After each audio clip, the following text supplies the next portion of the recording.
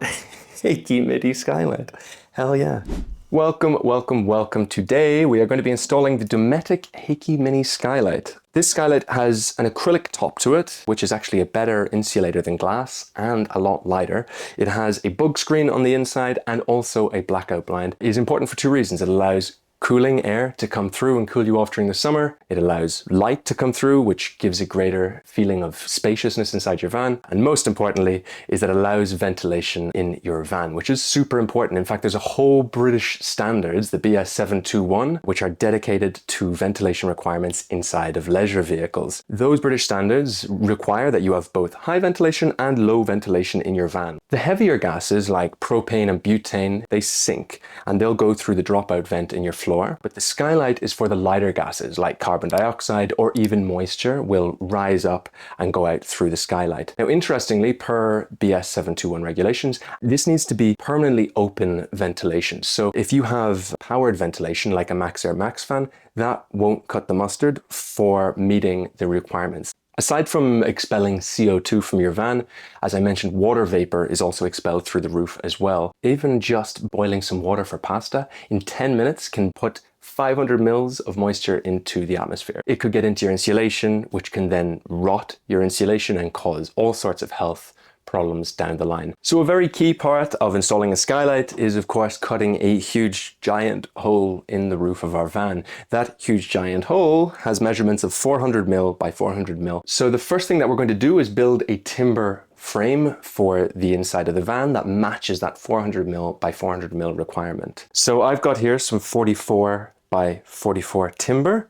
So what I need to do is cut two pieces of 400 mil and two pieces of 488 so that we get that interior square shape. I've got my miter saw here, my drop saw, which is going to be very useful for getting a nice precise straight cut down this. So I'm going to go ahead and measure the two 400s first.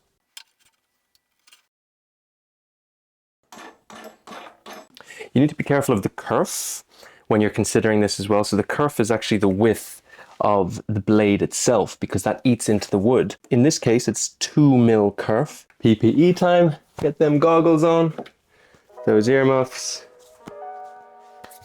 and let's go.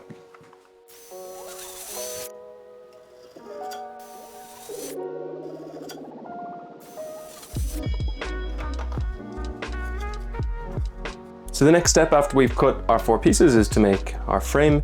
These corner clamps are exceptionally useful for that.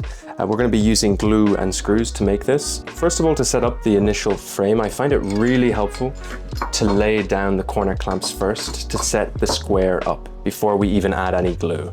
So that's what I'm doing now. So we've got our four corner clamps set up. I'm going to get my wood glue and pop some glue in all of the four sides and then close them shut.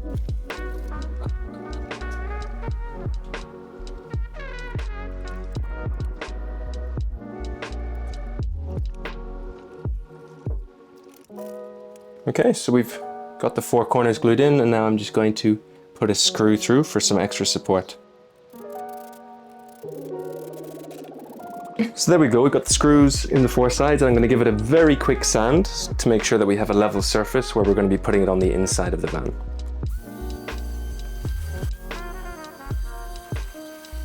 Hey, Shane here. Quick heads up before we continue. If you're planning a van conversion, you'll know that there's a lot to learn and it can get a little bit overwhelming.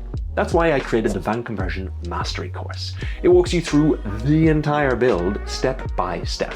Electrics, insulation, carpentry, plumbing, metalwork, the whole shebango. Instead of bouncing between 50 different YouTube videos, you get one clear, correct sequence to follow. Thousands of students have taken the course since 2019, and thevanconversion.com now helps over 1 million people a year build their dream van. I'm a certified electrical installer, so everything in the course is safe, standards-based, and explained simply, so you can build with confidence. If you think this might help you out, you can get it at thevanconversion.com/mastery. The link is in the description below. So I've just finished measuring out with masking tape and with a black Sharpie, the 400 mil by 400 mil cutout. The next step is that In each of these corners, Dometic recommend that it's actually a curved corner. To achieve this, we use a hole saw. This is a bimetal hole saw, which allows me to cut through metal. We need specifically a 24mm diameter one. I've already measured out the 12mm here, 12mm here to get the center point here. So I'm going to measure out first all 4 of these points. Before I go straight in with the hole saw, I'm going to drill some pilot holes first, just so that we're super accurate with where we're going in.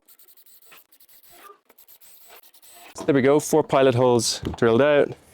Next, let's get our hole saw in. When using a hole saw, there are a few things, especially on a really hot day like today, that you really need to think about when using a bimetal hole saw. These things get extremely warm. So while you're using it, can be really helpful to use some tapping and cutting fluid on the area they're cutting, which will just help dissipate the heat around the hole saw.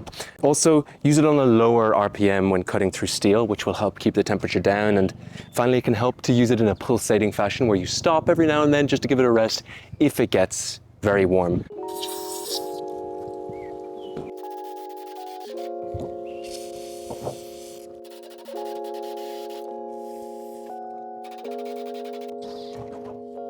So we've put the 4 hole saws in. Next up, we've got our jigsaw with our metal cutting jigsaw blade on a low speed, and we're going to cut and connect all of those 4 corners.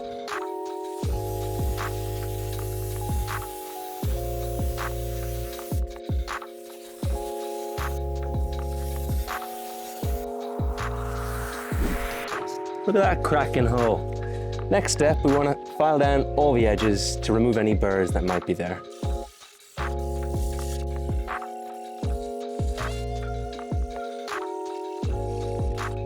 Okay, got the zinc spray here, which is going to just protect it from rust.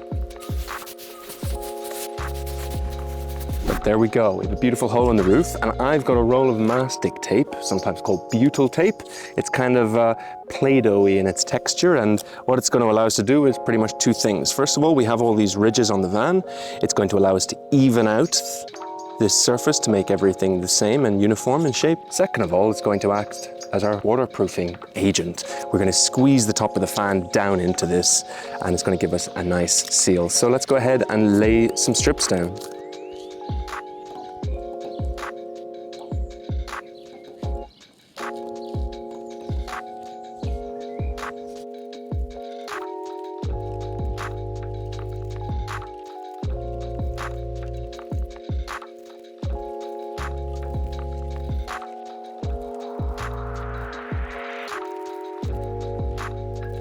I'm just squishing down all the putty now to remove any air gaps that might be lying around.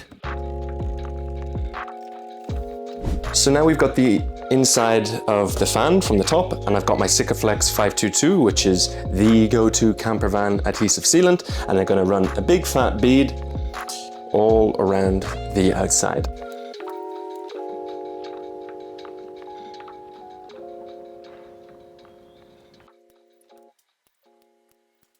So let's go ahead and pop it in.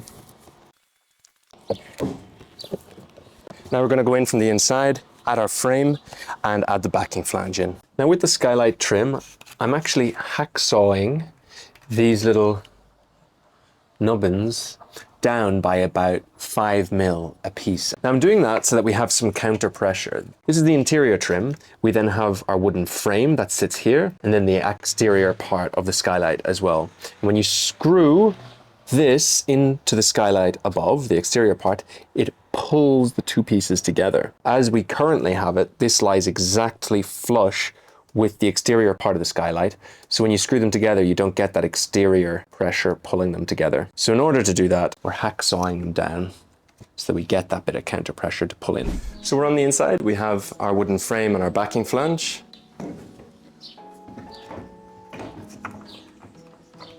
The vent comes with little Torx screws like this, which we're going to pop in. So we've fitted the top now and the inside. We already have the mastic, we have the sealant inside, but I really don't want any water getting in to tiny little crevices or anything like that. Here we go, let's just run a bead of sealant all here.